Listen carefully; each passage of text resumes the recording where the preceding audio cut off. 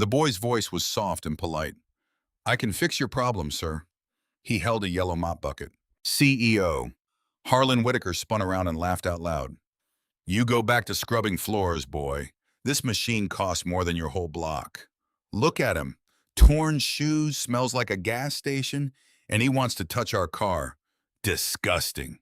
Get this street trash off my stage." Reporters chuckled. Phones lifted.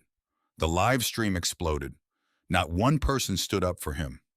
$100 bill hit his chest and fell at his feet. But none of them, not one, imagined what was about to happen in the time that followed. Halverson Motor Company had stood on Jefferson Avenue in downtown Detroit for nearly a century. During World War II, this company built tanks. In the years that followed, it built muscle cars that defined American pride. But by this spring, Halverson was a sick giant. Tesla had eaten its lunch. Ford and General Motors had already launched their own electric trucks. Halverson had nothing until today. Today was the global launch of the Halverson Apex GT Electric, a two-seat electric sports car. It could go from 0 to 60 in seconds with serious horsepower. The starting price was high. The company had already accepted thousands of pre-orders. The board had bet billions on this single car. If the Apex GT failed, Halverson would not survive the year. Inside the main showroom, studio lights turned the floor into a mirror. Cameras tracked the rotating stage. The Apex GT glowed a deep arterial red, but the car was dead. For the third time that morning, the dashboard had flashed the same error. The motor was cutting power. Nobody knew why. The director of engineering, Douglas Hayward, was on his knees beside the vehicle. His laptop cable trailed across the floor. Sweat ran down his temples. Senior engineers stood behind him like mourners. They had already tried everything they knew. In the corner near a velvet rope stood Marcus Brooks, 17 years old. Quiet hands, a faded brown Carhartt jacket that once belonged to his father, sneakers with duct tape along the sole, a spiral notebook under his arm. In his right hand, a yellow mop bucket from the janitorial service. Marcus had been a part-time cleaner at Halverson for several months. His contractor badge was green, not the red of a full employee, but it opened every service door in the building. One of the rooms on his morning route was the private research bay in the basement, the bay where the Apex GT was tested every night. Morning after morning, Marcus had walked into that bay and found the same scene: a dead car, frustrated engineers, coffee cups piled up. He had read the diagnostic screens while mopping around them. He had written everything down in his notebook. By the third morning, he already knew what was wrong. By later mornings, he knew how to fix it. He had tried to tell someone once. He had mentioned it to a young engineer who came in early to drink coffee alone. That engineer had listened carefully and believed him, but he was new and afraid to bring a theory from a teenage janitor to Hayward's desk. So the days kept passing. The car kept dying. Marcus kept cleaning. This morning, his shift had ended. He had punched out. He had walked toward the bus stop, but just as he reached the door, his supervisor's voice crackled over the radio. Marcus turned around. He rolled his mop bucket back onto the main floor. And now he stood at the edge of the crowd watching the most expensive car in Halverson's history die on live television. When the third failure happened, Whitaker stepped to the microphone with a tight smile.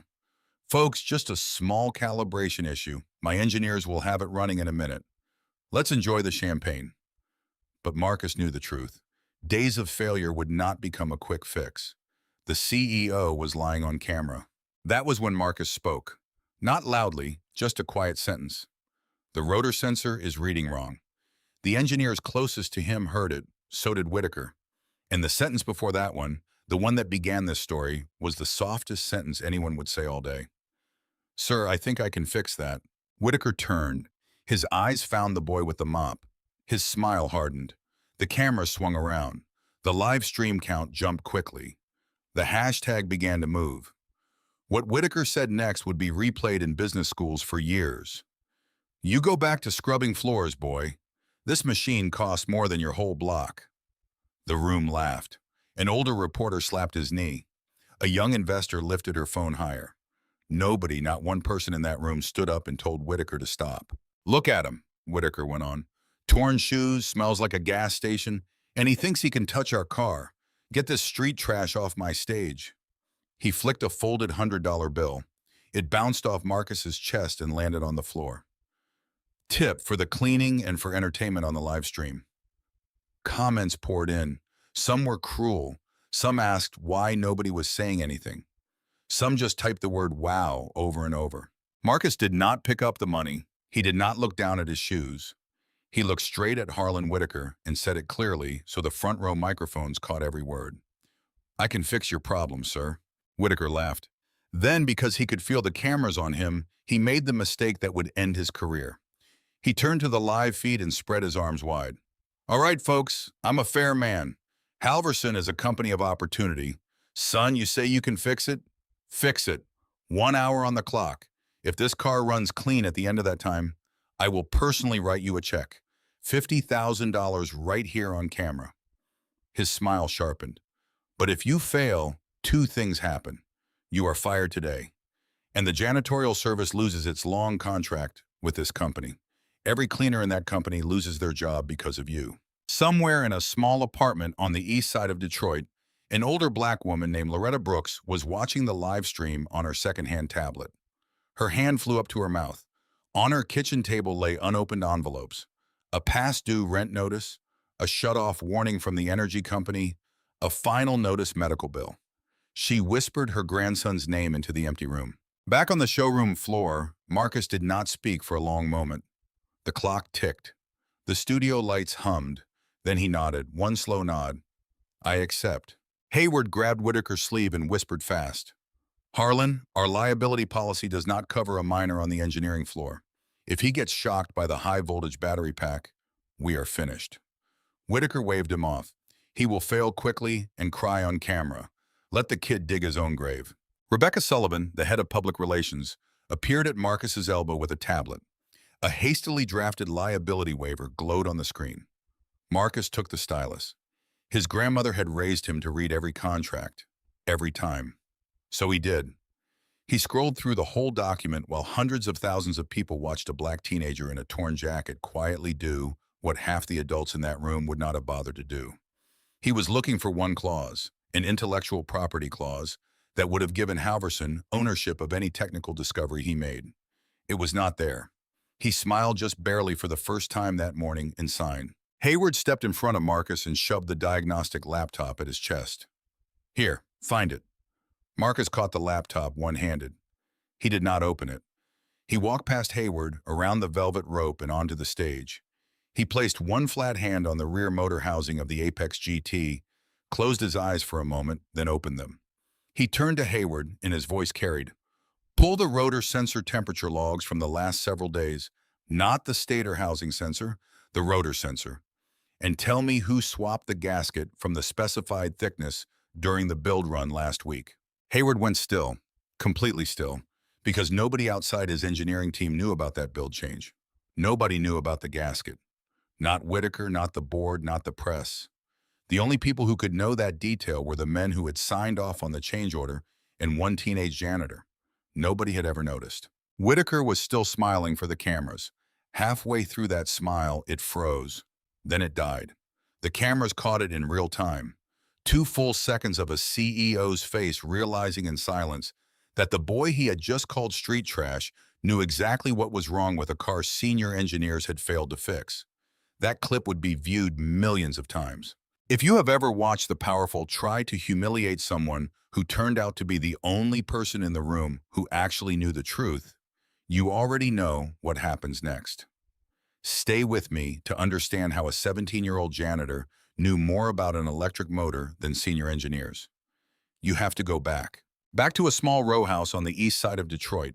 Back to a red Craftsman toolbox that weighed heavily and held a dead man's handwriting. Marcus's father was a man named Elijah Brooks. For years, Elijah worked at a certified service shop on Mack Avenue. He was self-taught, the son of a Motor City mechanic, and he had a gift. He could diagnose an engine by pressing his ear to the hood for seconds.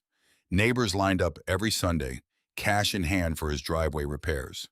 The block called him the man who listened to cars. Elijah died when Marcus was young. A hydraulic lift collapsed on him at work. The cylinders had been leaking. The shop owner had been warned and had done nothing. OSHA investigated. A quiet, out-of-court settlement paid the family enough for the funeral and a few months of rent. Nothing more. What Marcus inherited instead was the red toolbox, every wrench polished, and in the bottom drawer, a spiral-bound notebook, hundreds of pages thick, filled cover to cover with his father's handwriting, engine diagrams, repair notes, small sentences of wisdom from years of listening to machines. On the inside of the toolbox lid, written in silver Sharpie, were the words that would carry Marcus through the rest of his life. A machine does not care who is holding the wrench. It only cares whether you are listening. Marcus started reading that notebook like scripture at a young age. Soon he was rebuilding lawnmower engines in the alley behind the apartment. Before long, he was the kid neighbors called when their cars would not start. That same year, his grandmother's pastor, a kind man named Reverend Hollis, introduced Marcus to a retired General Motors electrical engineer named Pete Donovan. Pete was older, with a stoop and a cane and a garage full of equipment. Every weekend for years, Marcus rode buses across the city to sit beside him. Pete taught him three-phase alternating current, motor control theory, the math behind an inverter, and most of all, the battery management systems that run a modern electric vehicle. The exact systems that were now failing on the Halverson Apex GT. Marcus had no laptop at home. He could not afford one, so he walked to the Detroit Public Library every day after school and used the free Wi-Fi. He watched university lectures on power electronics until the library closed. He did the math by hand in his notebook, the same notebook he was carrying into the Halverson showroom this morning. He filled hundreds of pages over years. When Marcus was older, Pete Donovan had a stroke and died. The old man left the boy two things: a battered yellow fluke multimeter and one last sentence spoken from a hospital bed the week before the end. "Son, you were either born in the wrong century or the right one. I cannot tell which." People often asked Marcus later why he had chosen to take a janitor's job at Halverson Motor Company of all places. The answer was simple. Pete had told him years before that Halverson kept its most interesting prototype electric vehicles in a research bay in the basement. When Pete died, Marcus looked up the janitorial service that held the Halverson cleaning contract. He applied the same week. He did not tell anyone why. He never planned to steal anything. He never planned to speak up. He just wanted to be close to the machines, to listen, to learn, to keep his father's words alive in a place where the future of American engineering was being built, one test drive at a time. And so on this morning, as Marcus stood on the rotating stage under the studio lights with the expensive electric supercar behind him and a CEO laughing in his face, he was not alone. His father was with him in the notebook under his arm. Pete was with him in the fluke multimeter in his inside pocket. His grandmother was with him in the live stream she was watching miles away with her hand over her mouth. He reached up and touched the inside of his jacket. The silver ink on the lid of the toolbox at home came back to him like a heartbeat. A machine does not care who is holding the wrench. It only cares whether you are listening. Marcus Brooks had been listening for days, and now it was time to speak. The live stream counter climbed quickly. The hashtag began trending. News alerts began to hit phones across Detroit. A local anchor cut into regular programming to play the clip of Whitaker flicking the $100 bill. Within minutes, civil rights organizations reposted the footage. Within the hour, the phrase "street trash" had been typed into many reply threads. The country was watching. Inside the showroom, the air had changed. The laughter was gone. The champagne glasses had stopped moving. Reporters who had been there to write puff pieces about a new American electric car were suddenly taking notes on something much larger. An older reporter from a major automotive publication leaned forward and muttered to his colleague.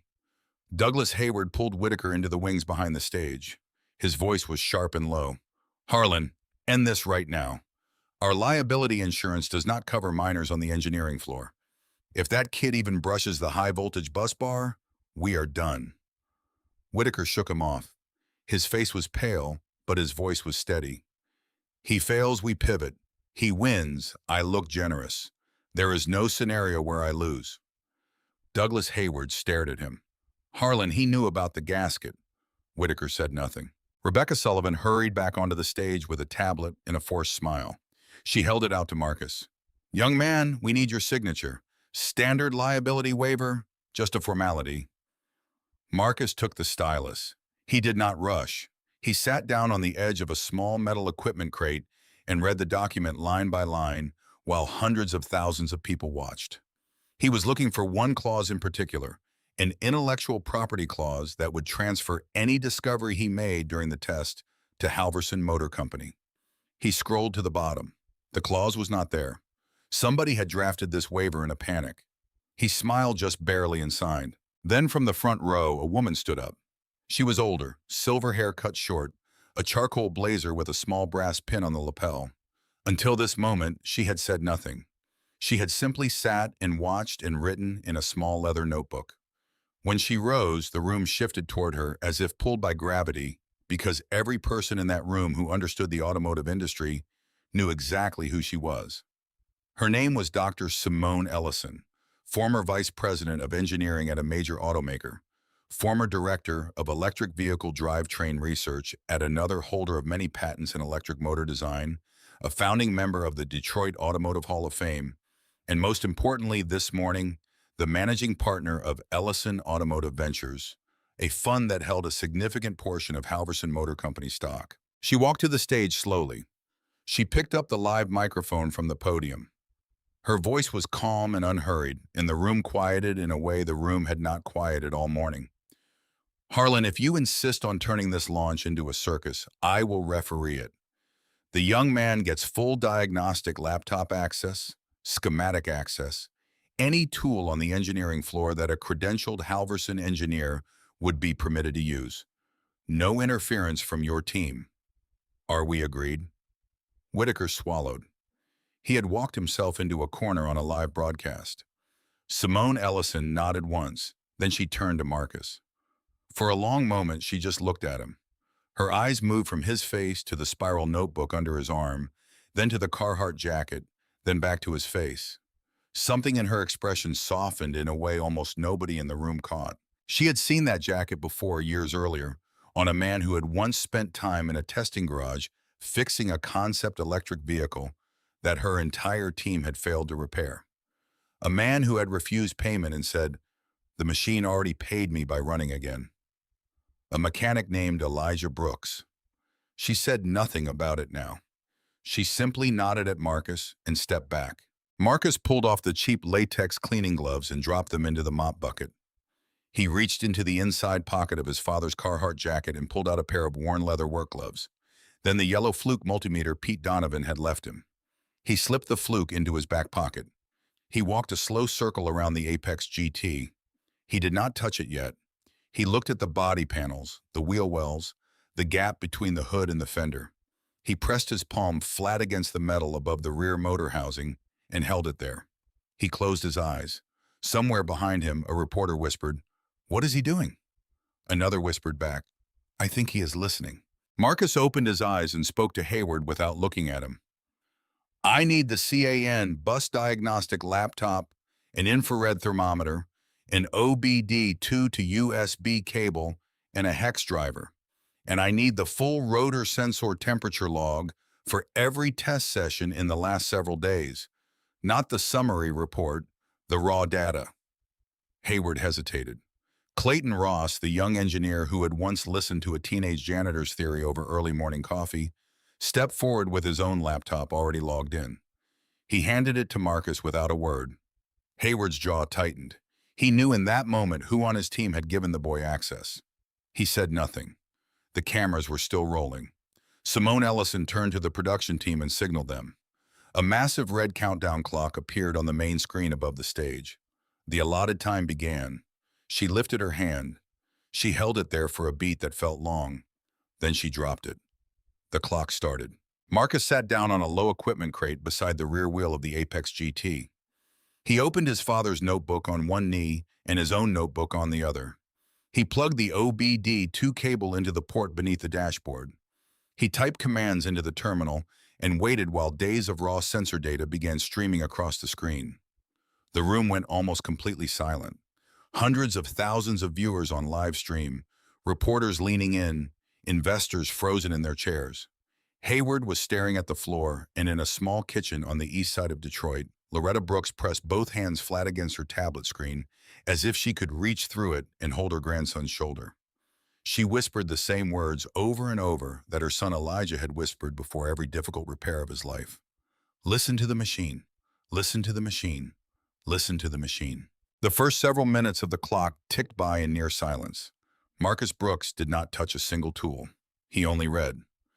Days of raw sensor data scrolled past his eyes on Clayton Ross's laptop screen, and he read it the way his father used to read the inside of an engine bay. Slowly, patiently, line by line. Many people watched a black teenager in a torn Carhartt jacket read numbers on a screen. Some viewers began to wonder if he actually knew what he was doing. Some began to hope, and some, though they would not admit it later, had tuned in expecting him to fail. After some time, Marcus stopped scrolling. He pulled a pencil from behind his ear. He drew 2 lines across a blank page of his notebook, 2 temperature curves side by side. Then he stood up. "I need the main screen," he said quietly. Simone Ellison nodded at the production team. A moment later, Clayton's laptop mirrored to the enormous display above the stage. Marcus turned to face the room. He did not raise his voice. He did not perform. He simply pointed at 2 overlaid graphs. The first revelation is this. The rotor temperature sensor inside your motor is not reading the rotor. It is reading the outside of the stator housing. That is why it keeps triggering the torque limit and killing the power. The motor is not actually overheating. Your sensor is lying to your battery management system. A low murmur moved through the room. Hayward shook his head sharply and stepped forward. "That is impossible. The sensor is physically mounted on a bracket connected to the rotor shaft. It cannot read the stator." Marcus did not flinch. He tapped the keyboard and pulled up the engineering build records for the past weeks. During the final assembly run, somebody on the line substituted a silicone thermal gasket. The specification calls for a thinner gasket. Somebody used a thicker one. The difference sounds small, but that fraction of a millimeter shifted the sensor mounting position outward away from the rotor shaft and toward the stator housing wall. The sensor stopped reading what you designed it to read and started reading ambient heat from the wrong surface. He turned to the big screen and overlaid the rotor sensor readings from all failed test sessions against the recorded stator housing temperatures. The 2 curves matched almost perfectly. Every peak lined up. Every dip lined up. The room did not laugh anymore. Marcus kept his voice level. "When the motor runs under load, the stator housing heats up fast. Your sensor picks up a high temperature and reports that to your battery management system. The system thinks the rotor is about to melt, so it slams the torque limiter to protect the motor. The car loses power, but the rotor was never at that temperature. The rotor was sitting at a safe level, perfectly safe." He paused. He let the weight of it settle. "You have been killing a healthy motor for days because a gasket got swapped during the build." Hayward's face had gone the color of old newsprint. Everyone in the room who understood engineering knew what that color meant. It meant the boy was right. It meant the gasket change order had been signed off by Hayward's team. And it meant that one piece of cheap silicone installed incorrectly had cost Halverson Motor Company days of failed tests and the dignity of a global product launch. That was revelation number 1. Marcus sat back down and opened his father's notebook. He did not stop to celebrate. He did not look at Whitaker. He went straight to work on the second revelation, which was how to fix it without tearing apart the car. "I could pull the motor, replace the gasket, and remount the sensor. That would take your team hours in a proper bay. We do not have hours, so we are going to fix it in software." He began writing on a whiteboard somebody had wheeled out to the stage. Clean block letters, a short equation. He explained it aloud as he wrote so the room and the live stream could follow along. "The sensor is sitting farther from the rotor than it should be. That means it is picking up a predictable amount of heat from the wrong surface. I can calculate the ratio. The thermal conductivity of the silicone gasket and the air gap work out to a compensation factor with an offset. If we multiply the raw sensor reading by that factor and subtract the offset, the battery management system will see the true rotor temperature instead of the false one." He turned to Clayton Ross. "I can write the pseudocode. I need you to translate it into the actual firmware language and flash it through the OBD2 port. A few lines of code." Clayton nodded. His hands were already moving on the keyboard. A reporter from a major financial publication broke the silence. "But if you just modify the sensor reading, will not the motor still actually overheat at some point?" Marcus turned toward him. For the first time that morning, there was something close to a smile on his face. Not proud, just the small private smile of a boy whose father had taught him to answer questions without fear. No, sir, that is the point. I am not disabling the sensor. I am not raising the threshold. The motor is still fully protected. If the rotor genuinely reaches a dangerous temperature, the corrected reading will still trigger the torque limit at exactly the right moment. We are not removing the safety. We are restoring the truth. Simone Ellison, standing in the wings, nodded once very slowly. The room's understanding of Marcus Brooks shifted in that single nod from a respected engineer. She had just watched him solve a problem with the elegance she had spent decades looking for in junior hires, and this elegance had walked into the room with a mop bucket. Revelation number 2 was complete. Clayton was deep in the firmware now. Marcus walked over to the stage wings and quietly motioned for Dr. Ellison to follow him. They stood just off camera. Marcus spoke low, and only Ellison, Hayward, and a single boom microphone picked up his words. "Ma'am, there is a bigger problem.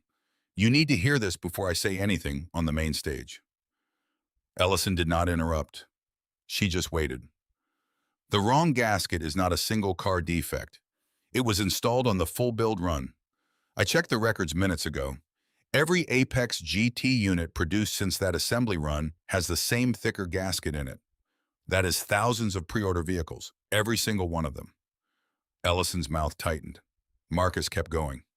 The gap created by the wrong gasket does more than mislead the sensor. It leaves an airspace between the sensor body and the rotor shaft. In summer humidity or during Michigan winter cycling, that airspace will collect condensation.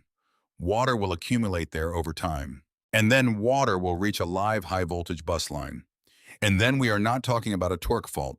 We are talking about a short circuit inside the battery pack. We are talking about a lithium fire. For a long moment, Ellison did not speak. She looked out at the showroom floor at the red Apex GT, at the thousands of pre-order cards that represented real American families who had already paid deposits. She looked back at Marcus. "How certain are you?" "I spent mornings watching these cars. I read the build logs on my lunch break. I read every incident report on the internal file share that nobody noticed I had access to because nobody notices the janitor. I am certain enough that if you do not stop the production line today, this company will be issuing a federal recall inside of time, and somebody in those cars is going to get hurt." Hayward, who had drifted close enough to hear the last sentence, sat down heavily on a crate. He put his head in his hands. Marcus had just identified a massive defect in a conversation shorter than a commercial break. He had saved Halverson Motor Company from a scandal that would have destroyed its electric vehicle program for years. He was 17 years old. He had an $11 an hour janitor's wage in his pocket, and he had done more in the time given than Halverson's entire engineering leadership had done in days. Simone Ellison looked at him with something that was no longer respect. It was recognition. The recognition of one serious person by another. And in that moment, she made a private decision about the rest of this young man's life. Here is why I choose to tell stories like this one. I grew up in a country that keeps teaching us that expertise comes with a diploma on a wall. It does not. Expertise comes with attention. The best mechanics I have ever known could not tell you their grade point average, but they could tell you exactly when a machine was lying to them.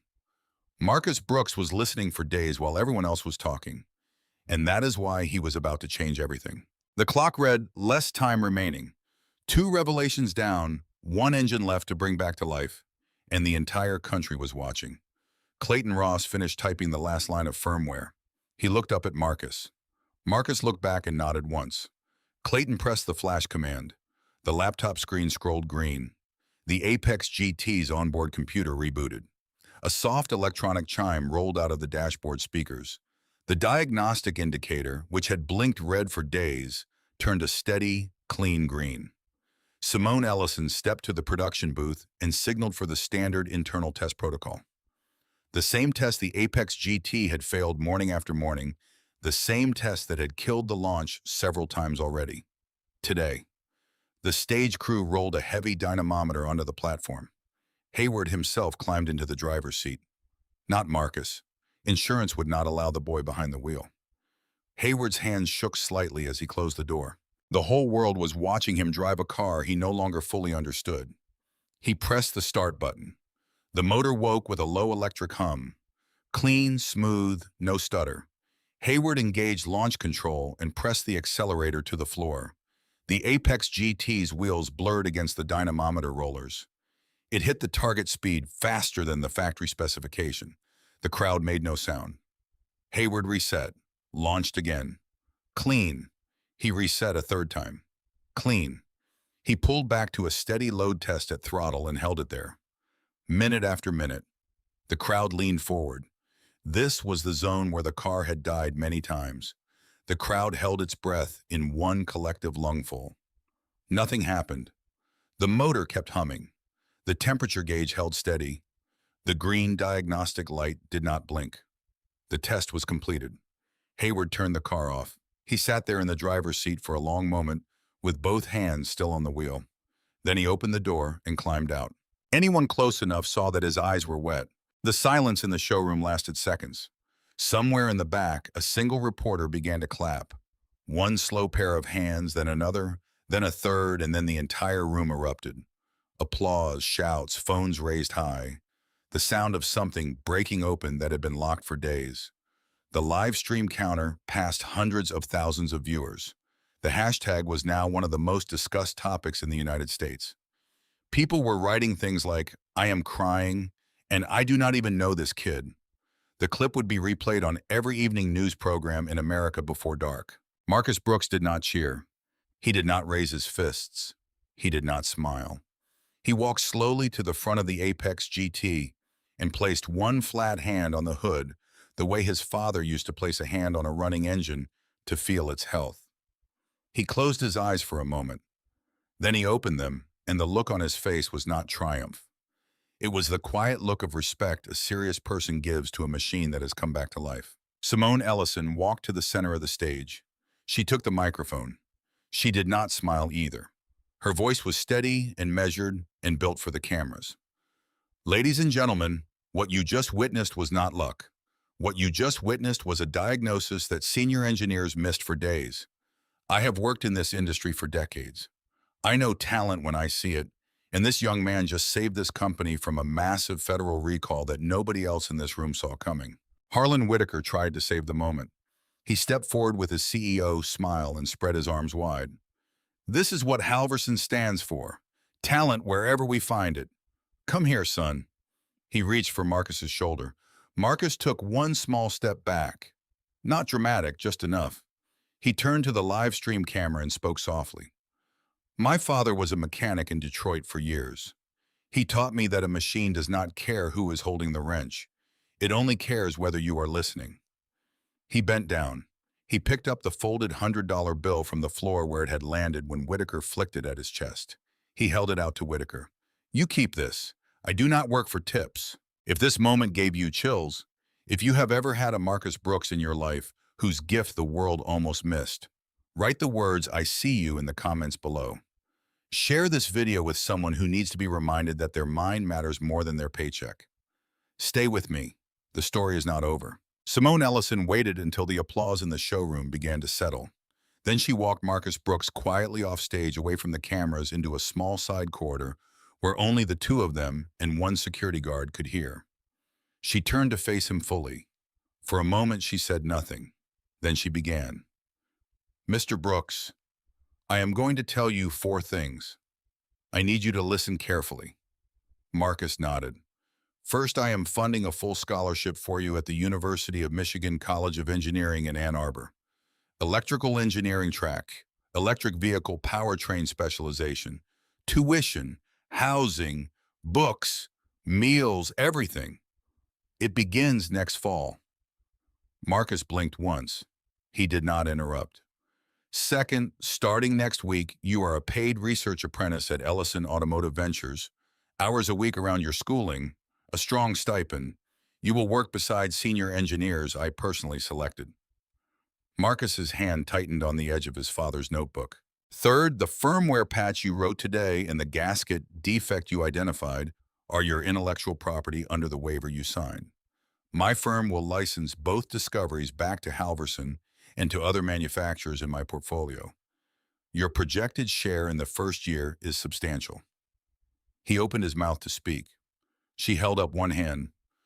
Fourth, when you graduate from Michigan, there is a chief engineer position for electric vehicle drivetrain waiting for you at any company in my investment portfolio. Your choice of city, your choice of team. Then her voice softened. I met your father once, Marcus. Years ago. He fixed a concept vehicle my entire team could not repair. He did it quickly. He refused payment. He told me the machine had already paid him by running again. You stand exactly like he stood. Marcus did not speak for a long moment. One tear ran down his cheek. He wiped it with the back of his hand. Then he asked the only question he had. Ma'am, will my grandmother get to keep her apartment? Simone Ellison smiled for the first time that morning. Son, your grandmother can buy the building. The fallout began before Marcus Brooks even finished his shift that evening. Within hours of the live stream ending, Dr. Simone Ellison filed a formal written report to the Halverson Motor Company Board of Directors. As a significant holder of the company's stock, she had a fiduciary duty to disclose what she had just witnessed. The board convened an emergency meeting. They hired an independent automotive engineering audit firm to verify both of Marcus's findings. Soon after, the verdict came back. The teenage janitor had been right about both of them. Halverson announced a voluntary stop sale on all pre-order units. The company issued a proactive defect report to the National Highway Traffic Safety Administration. Because Halverson reported the defect themselves and acted within the required window, penalties were waived. The cost of replacing the gasket on every pre-order unit was substantial. That cost avoided a mandatory recall that analysts estimated at a much higher number, and avoided a class action liability exposure that could have reached even more. Wall Street responded. Halverson stock dipped on the day of the announcement. Weeks later, after investors understood what the company had actually saved, the stock was up above its pre-launch price. Harlan Whitaker did not recover. The board offered him a quiet exit. They proposed a new role with a face-saving title and no real authority. Whitaker refused it. He resigned with a severance package that his lawyer had to negotiate in a basement conference room away from the cameras. But severance money was the least of his problems. The video clip of his smile freezing on live television, the moment Marcus Brooks named the gasket specification Whitaker himself did not know, had gone viral in a way no public relations team could contain. By the end of the first week, the clip had millions of views. Somebody on the internet named it the Whitaker Smile Freeze. Engineering professors began showing it in business ethics lectures. Months later, electric vehicle companies interviewed Harold Whitaker for senior executive positions. Both politely declined to move forward. Douglas Hayward was demoted from director of engineering to a senior individual contributor role with no management responsibilities. He kept his job, but he would never again sign off on a build change order at Halverson. Within weeks, Clayton Ross and two other junior engineers, both young black men who had worked under Hayward, filed formal complaints with Halverson's Human Resources Department regarding the culture of the engineering floor. The board commissioned an independent review of hiring practices. The review took months. Its findings were not made public, but senior managers quietly left the company before the report was filed. The Securities and Exchange Commission opened a preliminary inquiry into whether Halverson executives had known about the defect before accepting millions in customer pre-order deposits. No criminal charges were filed. No dramatic arrests were made on courthouse steps. There were no television crews waiting outside anyone's home. There was only the slow, legal, documented consequence of a grown man in an expensive suit mistaking a boy with a mop for someone who did not matter. Across Detroit, in engineering shops, in church basements, and late-night text threads, people began saying the same words to each other. Listen to machines. Months later, Marcus Brooks walked into a research laboratory in the Corktown neighborhood of Detroit. He still wore his father's brown Carhartt jacket. He still carried the same spiral notebook. On the wall of his small office, framed in simple black wood, hung the silver Sharpie words from the lid of his father's toolbox. Miles east, Loretta Brooks sat at her kitchen table holding a letter. Her mortgage was paid in full. She did not cry loudly. She just smiled and folded the letter twice and set it beside her coffee. If it were you standing on that stage with a mop bucket and a notebook, would you have spoken up? Tell me in the comments. There is one detail only sharp-eyed viewers will catch. Go find it and subscribe, because the next person the world underestimates might be you. Yo, like, real expertise doesn't come from a fancy degree or a nice suit. It comes from listening and paying attention when nobody else does. So never look down on the quiet kid with dirty shoes. They might be the smartest person in the whole room.